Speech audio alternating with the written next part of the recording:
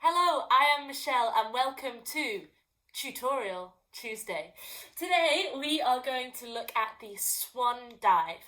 Now the Swan dive is one of Joseph Pilates' classical Pilates moves. So he left a guide of 34 Pilates classical movements. Lots of these have been evolved and adapted over the years, but the 34 exercises still are taught across Pilates that we have today. So this is a swan dive. Now this is a really quite tricky move, I'd say, something that is not for everyone to go for, and you would not go for it as a first kind of move. It would take a good lot of building up, but I'm going to show you the easy steps that you can take that anyone from beginner to advanced level can start to prepare one step at a time. I'm going to work you through the stages, and who knows, by this time in 6 months, you might be swan diving all over the place. Let's hop on the mat, let's give it a go. Okay, so we're going to start on our fronts. So first of all, I'm going to think about going into a cobra position. So I've got my hands either side of my head.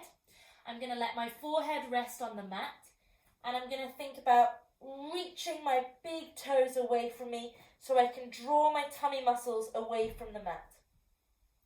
I'm taking a breath in, and as I breathe out, I'm going to draw my shoulder blades down the back of the ribs so that I can press into my forearms and let myself ease, my chest and my head ease off the mat. Inhale to come back down. Exhale. I'm going to go through a few of these, thinking about opening through the chest. Inhale, come back down. Exhale, press down into the mat. Keep the tummy muscles drawn in. So imagine you've got a cold puddle underneath your stomach and you're drawing your tummy muscles away from that cold puddle. Beautiful. That is stage one. Adding on, we're going to draw the shoulder blades down, push up off the mat, and here I'm going to start squeezing my glute muscles. So I squeeze my bum together. As I roll back down, controlling my movement back down towards the floor, I'm going to let both my legs gently lift up. And then I'm going to work in a sort of a seesaw manner, so that as I lift up my chest again, and the chest comes, the legs come down, and as the chest comes back down to the mat, the legs lift back up. So I'm working that the head is in opposition to the legs. Excellent, really nice. If you're a beginner or you're quite new to Pilates, that is more than enough to be practicing in very small amounts once you're warmed up and you've got the right alignment.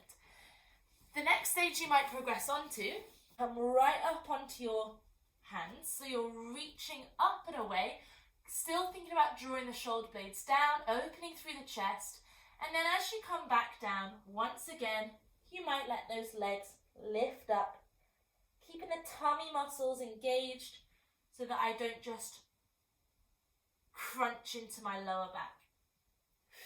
Breathing out to come back down. Lovely, that is stage 2. Stage 3, if you feel ready, and when you feel ready, you're going to let yourself come up into that position, and then as I fall down, I'm going to let my legs come up. And then I'm going to catch myself with my arms.